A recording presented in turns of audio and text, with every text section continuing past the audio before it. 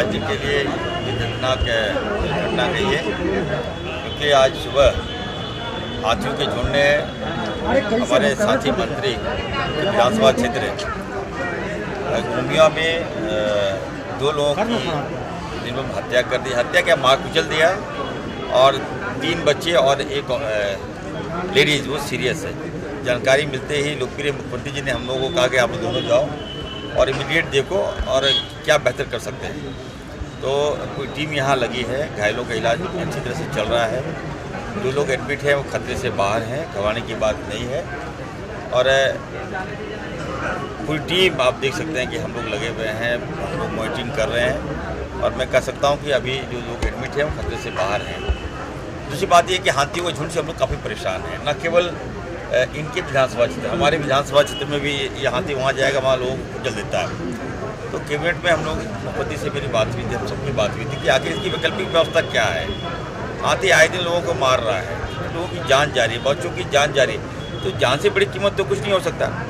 तो इस पर हम लोग वैकल्पिक व्यवस्था, मुख्यमंत्री ने बताया कि हम लोग वैक्सीनेशन कराकर जो हाथी है उसको हम लोग यहाँ से दूसरे राज्य भेजेंगे। ये बहुत ज़रूरी भी है, क्योंकि आगे इस तरह की घटना ना हो, किसी की जान माल नुकसान ना हो, इस दिशा में हम लोग कार्रवाई कर रहे हैं। किसी को मुआवजा भी दिया गया है? मुआवजा है जो सरकार का मापदंड बना हुआ है, उस आधार पर लोगों को मुआवजा भी मिलेगा। इलाज कर जो इलाजरत हैं, जो घायल है, उनको भी मुआवजा मिलेगा, और जो मृत हो गए हैं उनको जो प्रावधान है 4 लाख रुपया वो भी मिलेगा। इमीडिएट 1 मिनट, अभी जो हमारे मंत्री जी ने कहा कि देखिए, मैं आपदा मंत्री होने के नाते, और ये जो मामला है वन विभाग की ओर से होता है, तो जो लोग मारे गए हैं उनको 4 लाख रुपया, और जो घायल हुए हैं उसको 1-1 लाख का प्रावधान है। तो हमने भी ये कहा कि अगर आपदा विभाग से अगर जल्दी अगर आप फॉरेस्ट नहीं देता है तो इरफान अंसारी है, वो अपने स्तर से हम देंगे।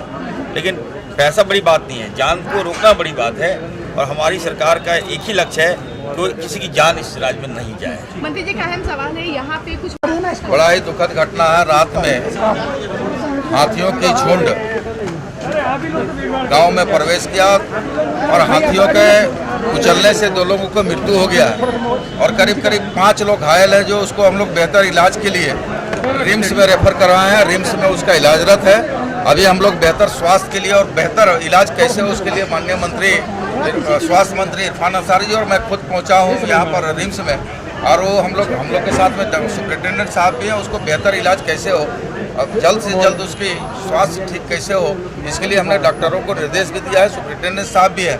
हाथियों का झुंड लगातार इस गाँव में घुस रहा है और मानव को क्षति पहुंचा रहा है, जानमाल की क्षति पहुंचा। उस दिशा में माननीय मुख्यमंत्री जी से भी बात हुई है, डीसी बोकारो से भी बात हुई। उन्होंने तत्परता के साथ में इसके संज्ञान लेते हुए अभी क्वार्टी टीम जो इंजेक्शन मार करके उसको बेहोश करके उसको हम लोग दूसरे अन्य स्थानों में जंगलों में ले जाएंगे, और टॉर्च, सोलर लाइट वगैरह का समुचित व्यवस्था किया जा रहा है। और चूँकि हाथी है, जंगल में कब किधर पलायन करता है, उसकी रोकथाम के लिए हम लोग आवश्यक कदम भी उठा रहे हैं। अच्छा, ये